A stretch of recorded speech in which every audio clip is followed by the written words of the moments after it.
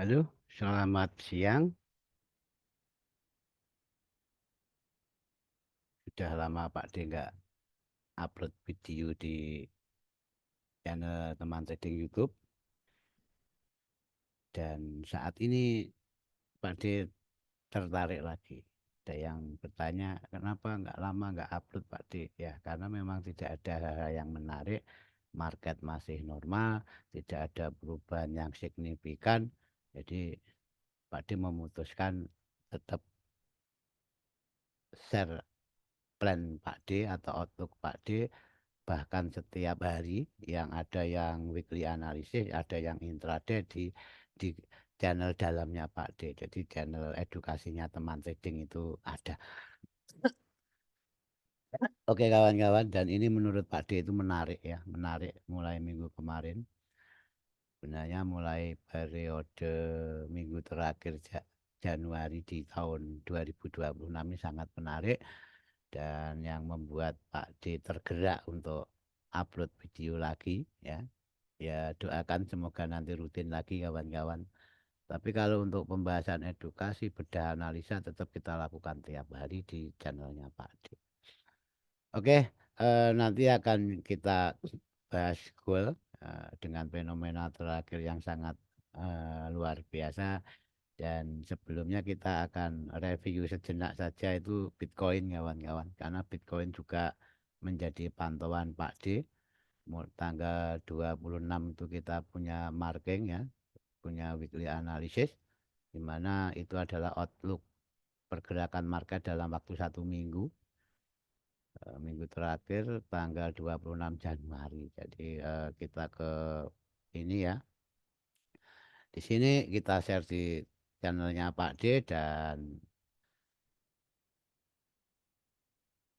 di situ saya katakan kalau kalau kita memang nggak begitu eh, level-level yang kita kunci pertama itu level psikologi ya. Di harga 90.000 itu memang level psikologi, level yang dipantau semua pemain-pemain Bitcoin.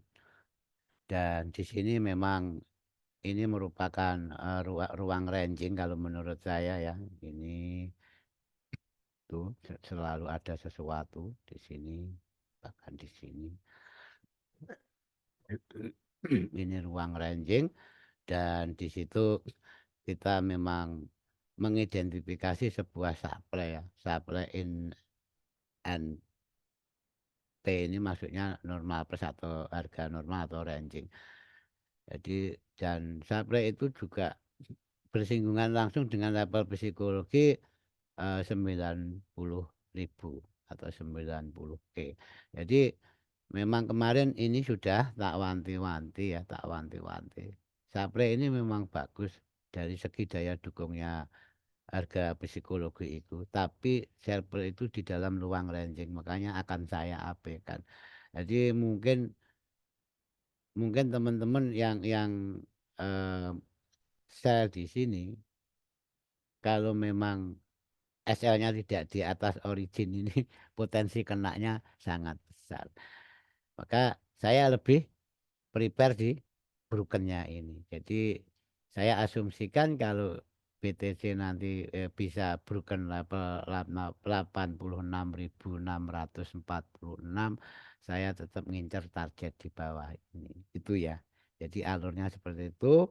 Bagi yang ada di grupnya Pak Depam, dan di situ memang ekspektasi kita belum ada kenaikan untuk Bitcoin, dan targetnya bawah, dan ini sementara target yang kita tentukan bareng-bareng kemarin dan tercapai. Oke, itu sekelumit BTC, ini Vipornya, dan kita akan lihat apakah eh, outlook kita itu masih bekerja ya, plan kita itu masih bekerja. Tadi chat saat kita share, dan sekarang kita akan lihat ini.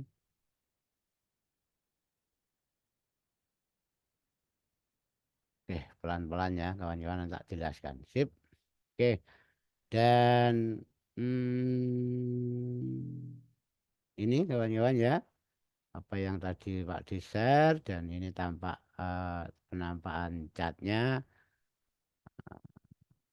Oke, dan target terpenuhi ya.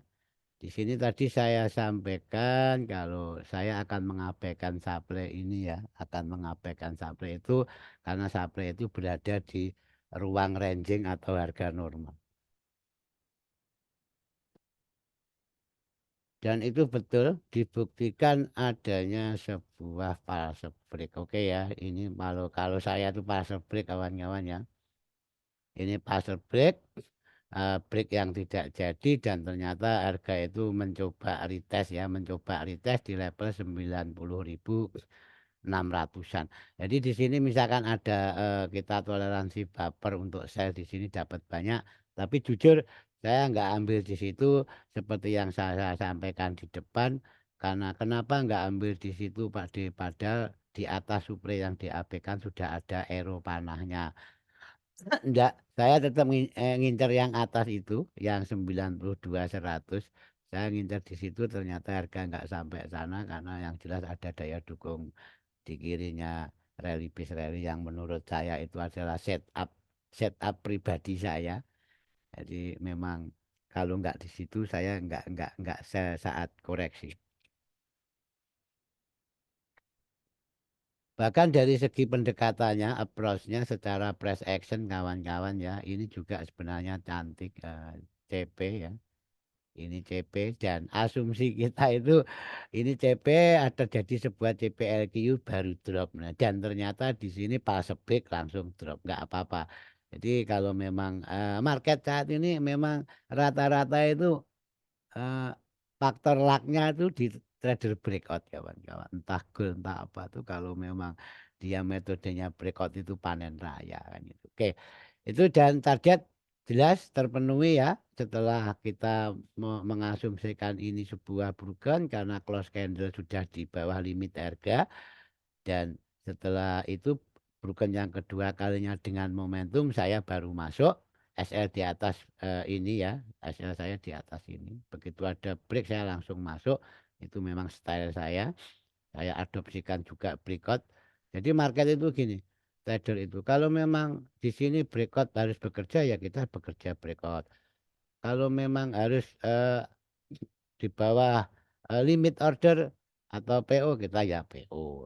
Saya jarang instant entry kawan-kawan ya gitu. Bahkan saya tuh breakout pun saya pakai sell stop atau buy stop.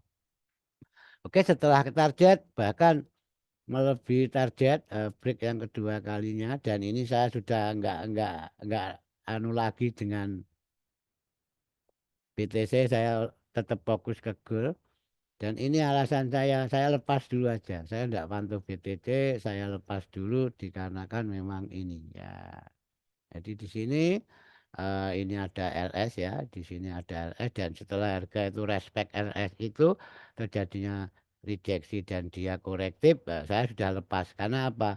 Karena ini tidak buat flower low, saya itu akan karena planning saya hanya sell kawan-kawan, saya nggak ada opsi B. Jadi ingat saya itu kalau melihat market strukturnya mendukung seperti ini, dari trennya mendukung. Kalau downtrendnya saya hanya sell only. Jadi nyaris tidak ada opsi B, oke?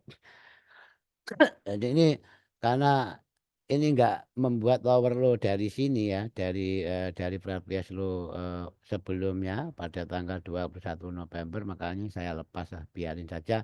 Toh saya penurunannya sudah dapat kan gitu. Dan betul dan ternyata teori hanya sebatas teori kawan-kawan karena indikator sebenarnya itu adalah chart itu sendiri, candle itu sendiri. Walaupun ini tidak membuat overload terjadi sebuah reject eh, untuk second visitnya dia break ya, dia break bahkan retest dengan momentum dan ke target berikutnya. Oke, itu ya. Dan ini saya spill saja nanti untuk lebih dalamnya untuk membahas Bitcoin itu di channelnya Pak D Dalam ya. Kita akan fokus ke gold untuk video saat ini. Oke, sekarang alih-alih kalau ngomong targetnya Bitcoin kalau masih turun di mana Pak D? Saya menargetkan di sini. Ini Saya targetkan di situ di level monthly open 7200, bahkan potensinya kalau memang parah banget ini saya akan mentargetkan sini. Ya, tinggal PR kita mencari apa? Mencari eh, saya karena masih masih mikir sel kawan-kawan. Jadi yang mempunyai B ya nggak apa-apa, tapi saya jelas akan mencari zona-zona supply untuk sel dengan asumsi harga itu ke target ini. Oke, saya nggak ingin merisikukan akun saya dalam arti tertentu.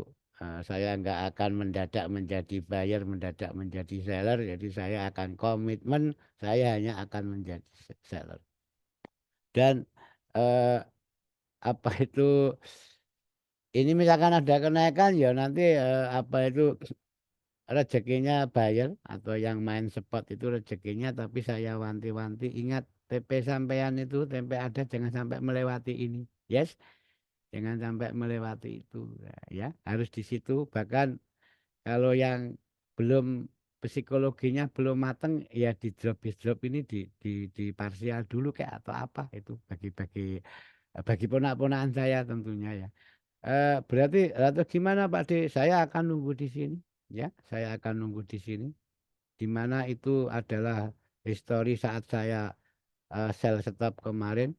Saya nunggu di situ dan saya akan mulai prepare di sini.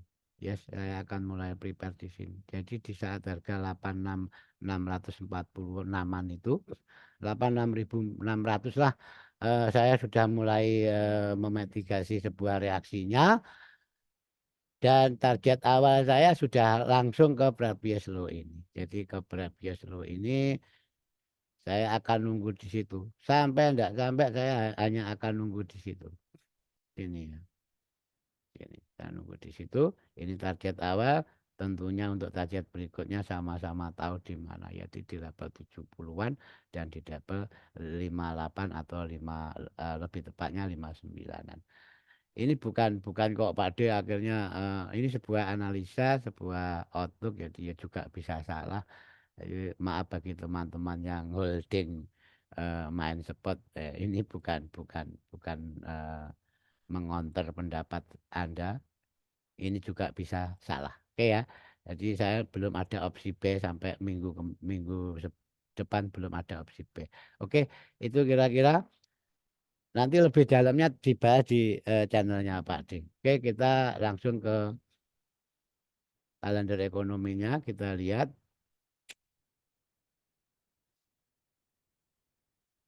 ada apa di minggu depan. Nah, kita langsung akan beralih ke gold dan kita akan fokus berita-berita dari US ya. Dari US. Ingat fenomena untuk minggu kemarin gold turunnya ribuan pip bahkan di atas 7.000 kalau nggak salah ya. Tapi saya lebih mengukur dari swingnya dan kita lebih ke pendekatan persennya kawan-kawan. Setelah adanya geopolitik yang sangat luar biasa yang dari Venezuela terus Irak dan Iran dengan Israel dan Amerika, dan juga sudah mulai ada apa itu pandangan-pandangan pengganti Powell, dan kasus Powell masih akan dilanjut dan itu membuat gold khususnya eh, sangat fenomenal untuk minggu kemarin. Oke ya, makanya itu yang membuat Pak Di tertarik membuat video. Oke, minggu ini enggak minggu kaleng-kaleng kawan-kawan. Minggu ini untuk Seninnya saja sudah dibuka dengan data ISM Manufacturing PMI. Nah, ini parameter ekonomi ya. Jadi nilainya kalau ambang batasnya itu 50, selama di bawah 50 itu ekonominya belum baik, kalau di atas 50 itu ekonominya baik. Dan di sini nanti diproyeksikan akan mengalami kenaikan. Nah, itu untuk hari Seninnya. Selasanya, ini Selasanya ada apa itu job opening kawan-kawan dan diproyeksikan akan turun. Nah, apakah gold akan naik dengan berita ini? Apakah ini bisa menjadi high impact? Gitu. Lanjut untuk Rabunya, jadi tiada hari tanpa news kayaknya. Ya ini ada EDP yang diproyeksikan juga masih turun, dan ISM Services PMI ini dari segi jasanya, jasanya ini di atas 50. di Amerika sana dari apa dari segi jasanya itu di atas manufacturing ya. Di sini dan juga diproyeksikan masih turun. Nah, ini angin segar bagi buyer gold. Terus untuk Kamisnya ya, untuk Kamisnya hanya member-member pet speak menjelang NFP dan gongnya untuk Jumat kawan-kawan ini Jumat pertama Februari makanya muncullah sebuah NFP non farm payroll yang sangat mengguncang dan ini sangat ditunggu sesuai pernyataan Fed kemarin setelah pasca FOMC menahan suku bunga. Kalau Fed yang dipantau yang jelas tetap tenaga kerja ya karena inflasi masih tinggi juga tapi tenaga kerja cenderung membaik makanya itu terjadi sebuah apa itu sebuah eh, mix data di satu sisi memang inflasi tinggi tapi di sisi lain ada perubahan yang membaik dan kemarin juga disampaikan kalau efek efek awal dari dolar baik dan dari apa SP 500, Nasdaq dan sebagainya atau dolar indeks itu murni murni dari tarif ya, dari tarif Trump.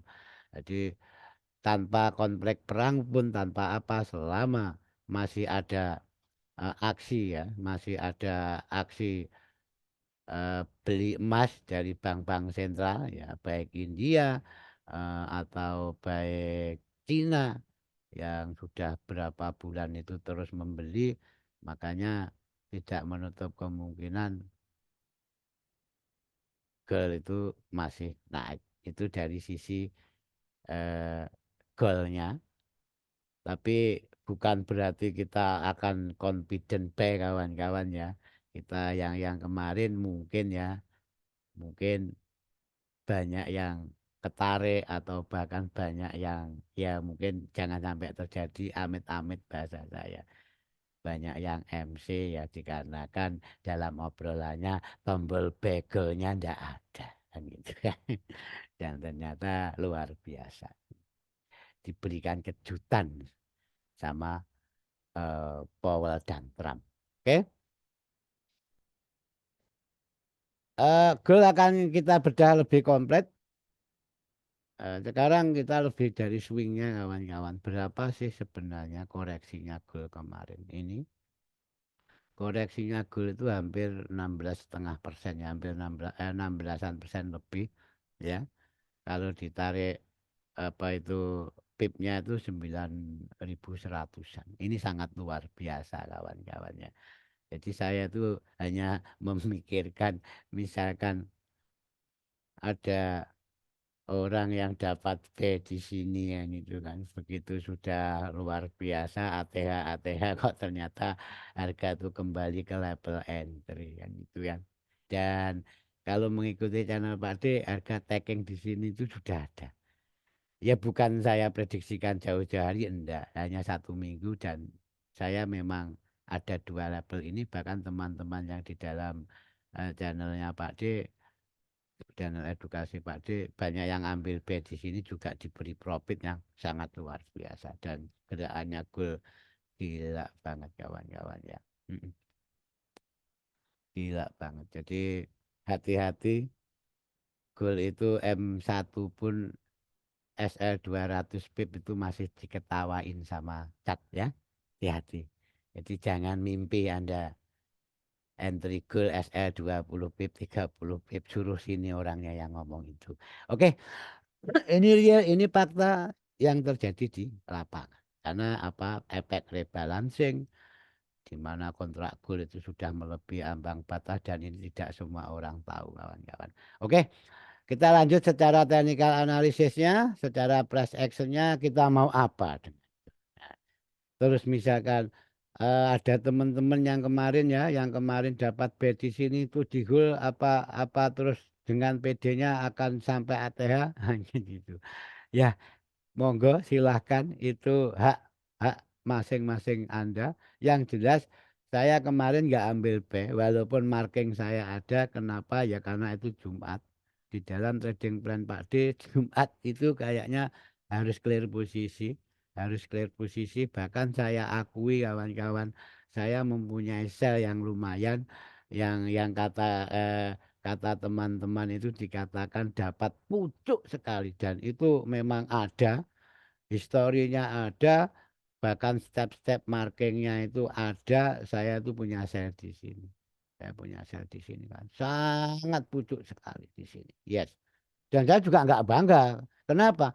Di saat harga teken di zona yang sudah menjadi trading plan kita itu sudah wajar. Ya, jadi nggak usah dibanggakan. Saya di sini ya. Saya di sini itu karena Jumat juga.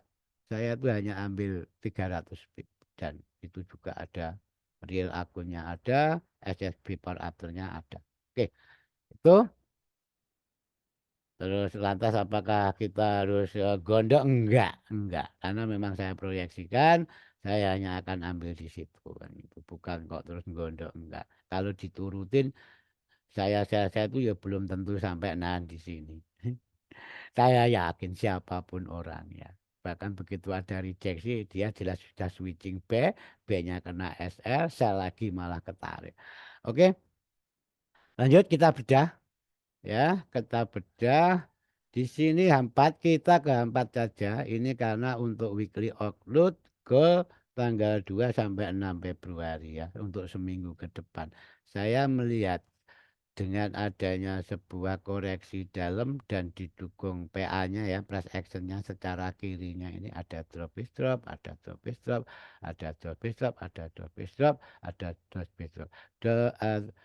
Maaf, rally base rally. Jadi eh, rally base rally itu semua ditabrakin ya, ditabrakin dan hanya meninggalkan sesuatu, meninggalkan satu dua. Contoh ini rally base rally ditabrak sih sebenarnya. Kalau konteks saya, selama walaupun dia shadownya sepanjang apapun, kalau body belum keluar zona, saya ngomongnya ini belum break kawan. Jadi ini di sini tuh masih fase break. Secara H4 fase break, secara H1 pun kayaknya fase break ya.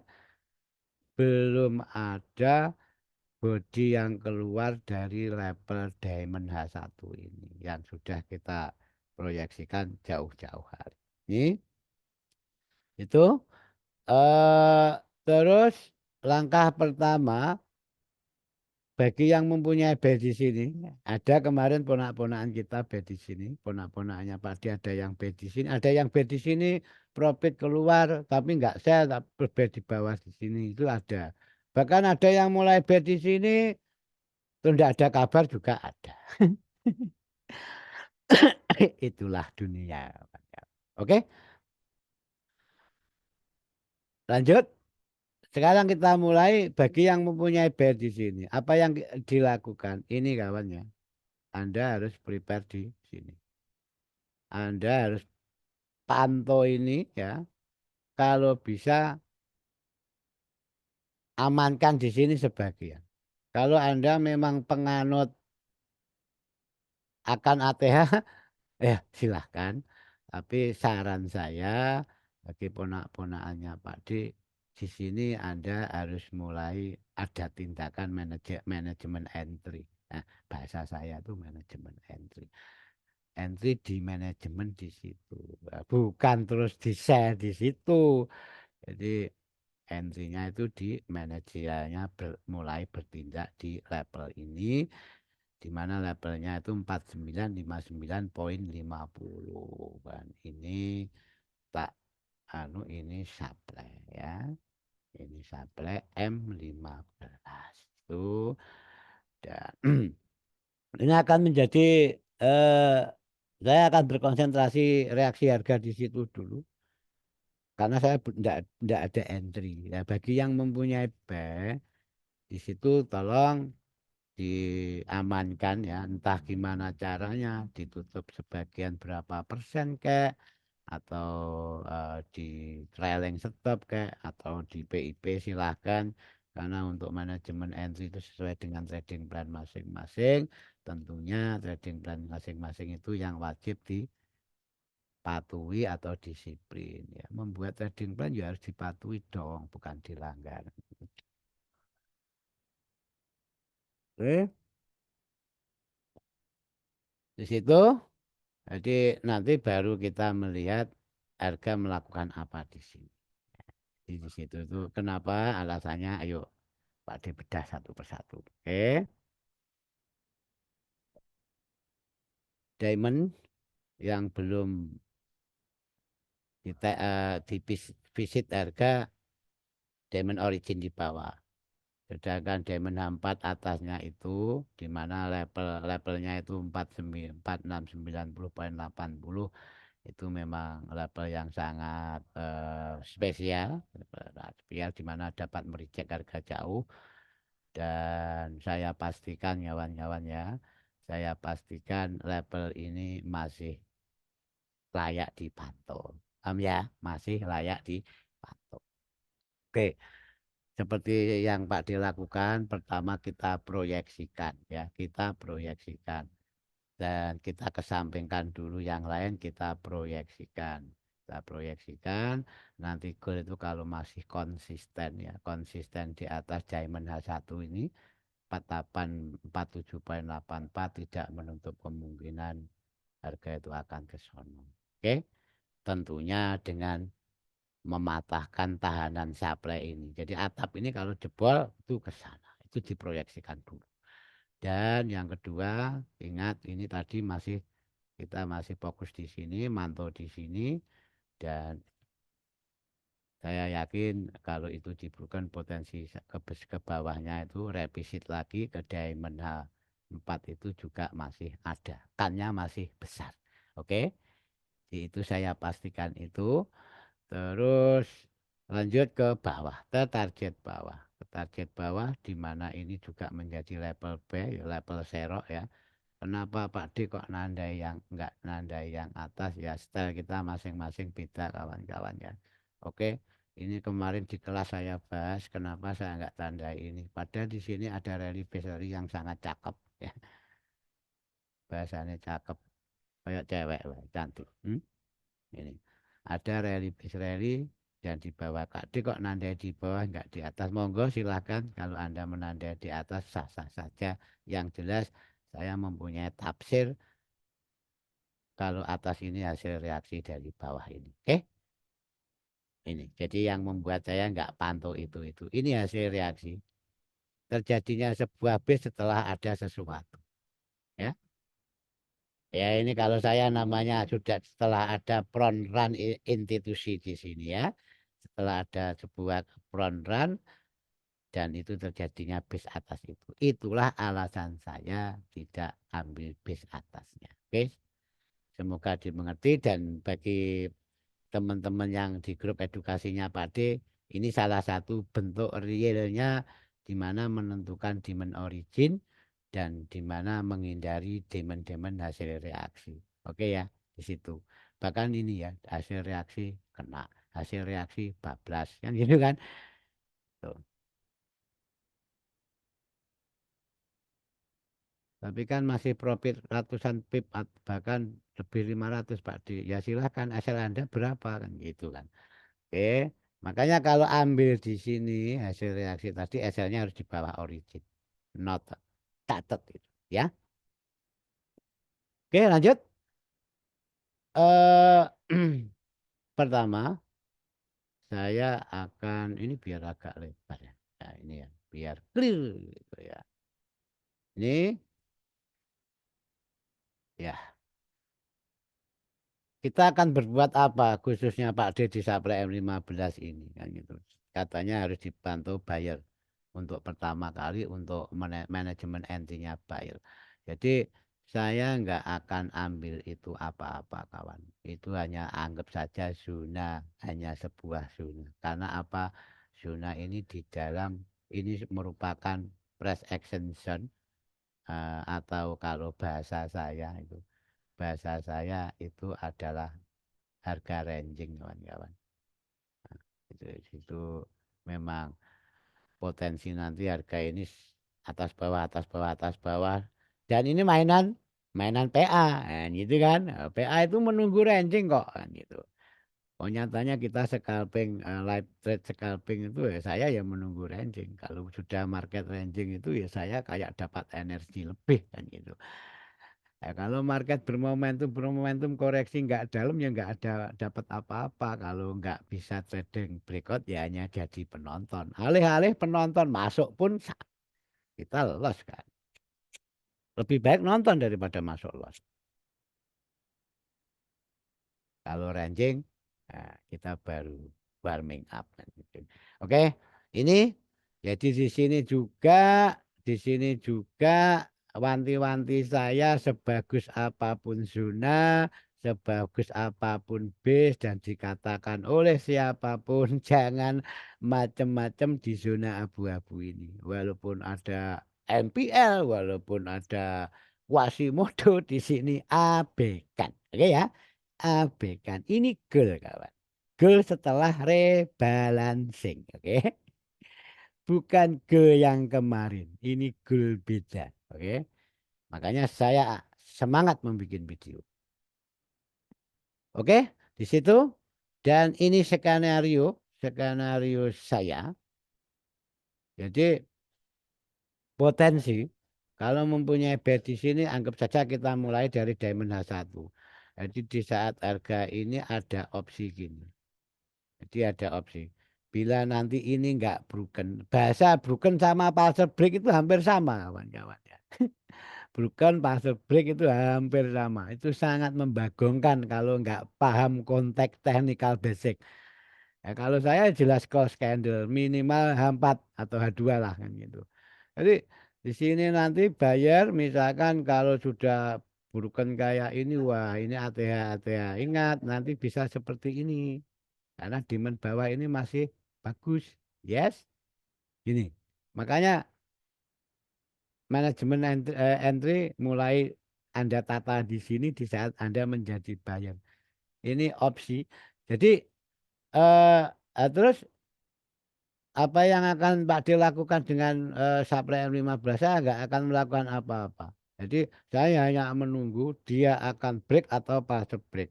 Tapi di saat nanti dia betul-betul saya yakini kalau ini secara close body, kalau ini memang clean break minimal H2, saya akan tunggu di mana satu ini. Kenapa? Alasannya ini sudah ditutup-tutup bahkan ini breakdown Pak D. Gak mikir kalau Pak D. Karena apa? Ini close-nya H1 pun masih di atas supply itu sendiri. 48, 10, 80. Jadi kalau ini memang nanti pas break, saya akan ke sana. Saya akan B dengan target atas. Ini saya yakin akan sangat rapuh kawan. Oke. Itu ini ya. Jadi alurnya seperti ini untuk menyikapi ini. Jadi ini tak hapus saja ya, tak hapus saja. Tapi ingat cara mainnya seperti itu. Oke.